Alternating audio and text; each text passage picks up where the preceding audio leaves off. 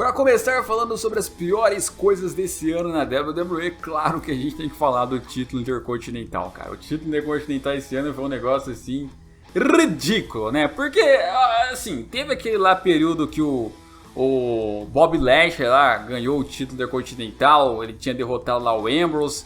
Aí o Bob Lashley chegou a perder pro Finn Balor, depois recuperou, depois perdeu de novo, enfim, o Bob Lashley não conseguiu ser aproveitado com o título intercontinental, não conseguiu fazer nada de diferente com o título intercontinental, o título intercontinental não se levou, nem o Lashley se levou, mas o Finn Balor ganhou o título, tal, na WrestleMania, pintadinho, e parecia então que finalmente o Finn Balor ia ter um push esse ano com o título intercontinental. O pessoal assim pedia isso, né? Não, vamos dar uma oportunidade pro Finn Balor e tal. No começo do ano ele começou até lutando com o Lesnar lá pelo título universal, então...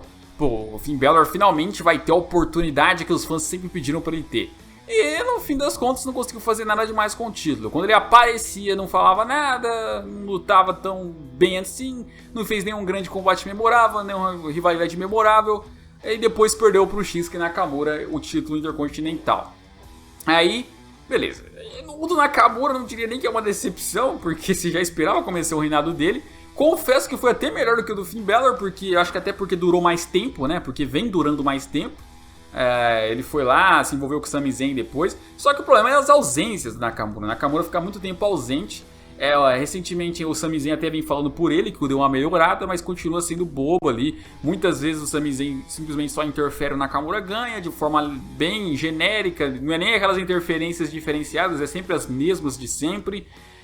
Mas teve uma outra luta boa ali, por exemplo, aquele combate triplo no Survivor Series.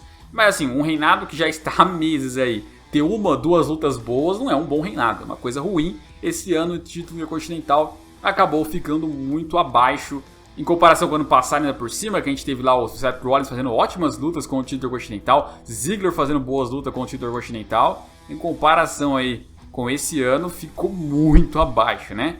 E aí a gente teve, claro, as rivalidades de casais que foram uma das piores coisas desse ano também, né? Esse negócio de ficar envolvendo casaizinhos. Teve vários esse ano aí de combate de unir Lana com Rusev contra Andrade e Zelina. E aí teve lá então o mais famoso, que foi Lacey Evans e Corbin contra Seth Rollins e Becky. A única coisa legal dessa rivalidade foi a Lacey Evans fazendo algumas provocações ali em cima da Becky, dando em cima do Seth Rollins, mas nem ficou tanto assim, sabe? Tipo, ela só foi dar em cima do Seth Rollins no dia da luta. Podia ter feito isso na rivalidade inteira, que seria mais legal. E acabou ali, então, que ficou por isso. O combate foi um combate normal, serviu pro Seth Rollins tomar cash-in. E assim, o título universal, o principal da empresa, sendo envolvido em casaizinhos, foi ridículo. Foi uma das coisas mais esquecíveis desse ano.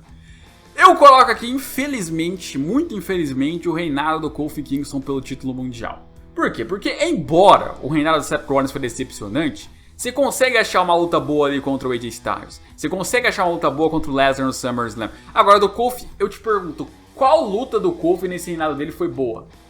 Qual luta dele foi boa? Só a luta que ele conquistou contra o Daniel Bryan lá na WrestleMania, que ele não era campeão ainda, então não conta como reinado. A caminhada dele pra WrestleMania, a conquista, foi assim um negócio muito bom pra ele. Mas depois, quando ele pega o título e vai ter um reinado, foi muito, mas muito ruim.